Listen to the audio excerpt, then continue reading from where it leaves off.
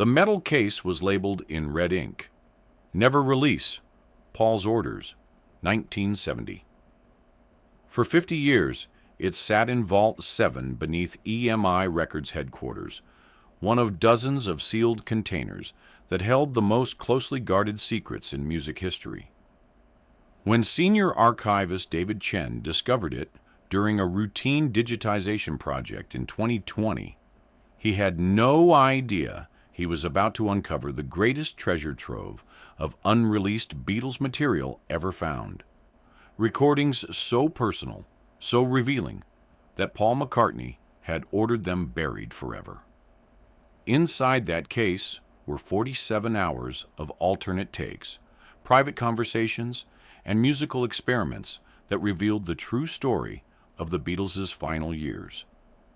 There were songs that had never been heard by anyone outside the original recording sessions. There were heated arguments captured on tape. And most shocking of all, there were recordings of Paul singing alone in Abbey Road at 3 a.m., working through his grief over the band's collapse in sessions he thought were completely private.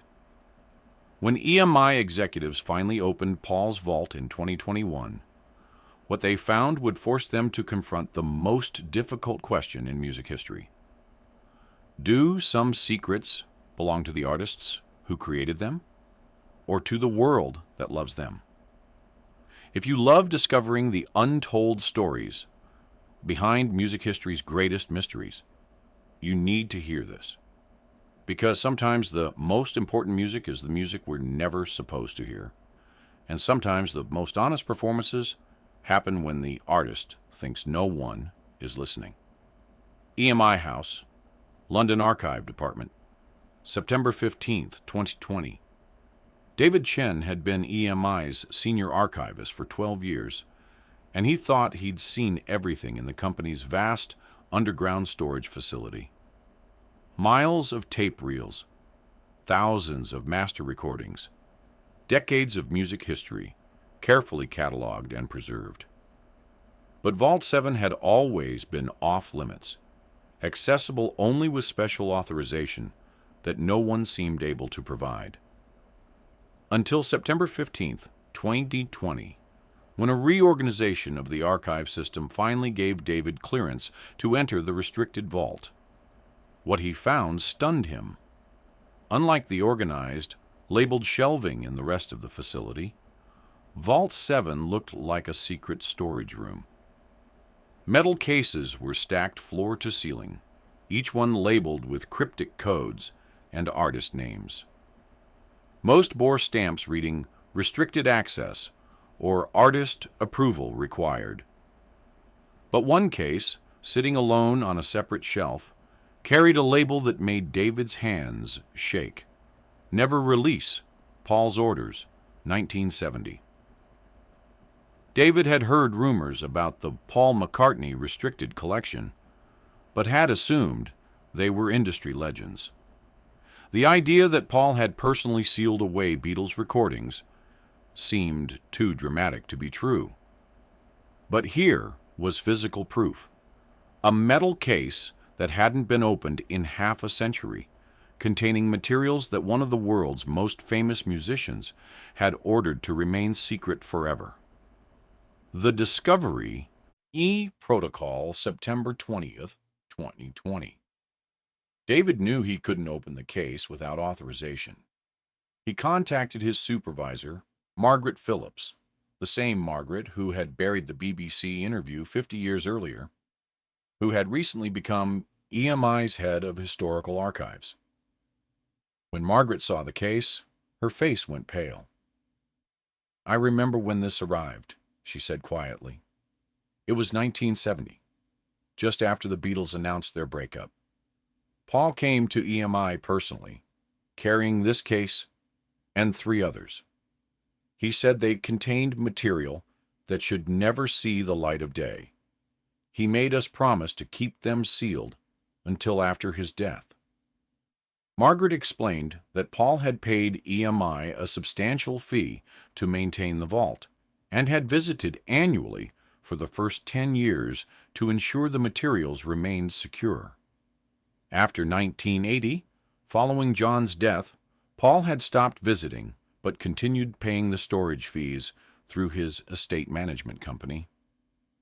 "The case is Paul's property," Margaret told David, "but Paul is now 78 years old, and there's a clause in our contract that allows EMI to review restricted materials after 50 years for historical preservation purposes."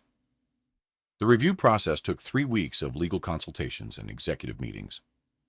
Finally, on October 12, 2020, EMI made the decision to open Paul's vault. Opening the vault October 12, 2020, 2:30 p.m. The EMI executive team gathered in a secure listening room as David carefully opened the metal case. Inside were dozens of tape reels, each labeled with dates, song titles, and cryptic notes in Paul's handwriting. There were also several notebooks, photos, and what appeared to be personal letters. The first tape they played was labeled "Let It Be, The Real Sessions, January 15, 1969. What they heard was unlike anything in the official Beatles catalog. It was raw, unfiltered, and devastating. The tape captured not just alternate musical takes, but the conversations between songs, conversations that revealed the depth of tension and pain within the band during their final recording sessions. John: "Paul, this isn't working. We're not a band anymore. We're 4 people pretending to be something we used to be." Paul: "So what do you want to do? Just quit? Just walk away from everything we built?" George: "Maybe that's exactly what we should do." The recording quality was pristine. These weren't bootleg recordings or hidden microphones. These were official session tapes that had been deliberately excluded from the official "Let It Be" release because they were too personal, too revealing of the band's internal collapse. The Solo Sessions Discovery Day, 2. The most shocking discovery came on the second day of review. Mixed in with the alternate Beatles takes were recordings labeled Paul, Private Sessions, Abbey Road, 1970-1972. These were tapes of Paul recording alone in Abbey Road Studios during the middle of the night, sessions he had apparently paid for privately and recorded without any engineers or other personnel present. The recordings captured Paul in his most vulnerable state, working through the emotional aftermath of the Beatles' breakup. He would arrive at the studio around midnight, using his key access as a former Beatles member, and record until dawn. The tapes showed him experimenting with songs that would later become Wings classics, but also revealed deeply personal material that never made it to any album. One session from March 1971 included Paul singing a heartbreaking song called "The Weight of Everything," a confessional piece about the guilt he felt over the band's dissolution. "I carry the weight of everything we were, everything we'll never be again. 4 boys who conquered the world, but couldn't conquer themselves." The song had never been released, never been mentioned in any interview, never appeared on any set list. It was Paul's private therapy session, captured on tape. The Confession Tapes, October 15th, 2020. Perhaps the most remarkable discovery was a series of recordings Paul had made specifically for the vault. Spoken word confessions recorded in 1970, meant to preserve his side of the Beatles' story for posterity. "I'm recording this on December 8th, 1970, Paul's voice said clearly. "It's been 8 months since we announced the end, and I need to tell the truth about what really happened. Not for the press, not for the public, but for history." For the next 47 minutes, Paul methodically explained his perspective on every major controversy surrounding the Beatles' breakup. He talked about the business disputes, the creative differences, his relationship with Linda, and his feelings about John's partnership with Yoko. But most importantly, he took responsibility for his own role in the band's dissolution. "I pushed too hard," he admitted. "I tried to control everything because I was terrified of losing what we had. But by trying to save the Beatles, I destroyed them. John was right to walk away. George was right to want independence. Ringo was right to stay neutral. I was the one who couldn't let go." These confession tapes provided definitive answers to questions that had puzzled Beatles historians for decades. They revealed the emotional truth behind the business disputes and showed Paul as a complex, flawed human being rather than the diplomatic public figure he had become. The alternate history. The lost album. Deep in the vault was perhaps the most significant discovery, a complete unreleased Beatles album called The Long and Winding Road Home. This wasn't the secret album Paul had constructed by recording with each member separately. This was material from actual group sessions that had been deemed too personal for release. The album contained 12 songs that showed the Beatles at their most experimental and honest. Songs like Growing Apart and The End of Everything dealt directly with the band's dissolution, while tracks like We Were Young and Remember When were nostalgic, looks back at their journey from Liverpool teenagers to global superstars. The musical quality was extraordinary. These were songs that could have been released as official Beatles material, but Paul had decided they were too revealing, too painful, too honest for public consumption. He had wanted to preserve the Beatles' legacy as a story of triumph rather than tragedy. The Ethical Dilemma, November 2020. EMI faced an unprecedented situation. They possessed what was arguably the most valuable, unreleased music collection in history, material that would provide closure for millions of Beatles fans worldwide.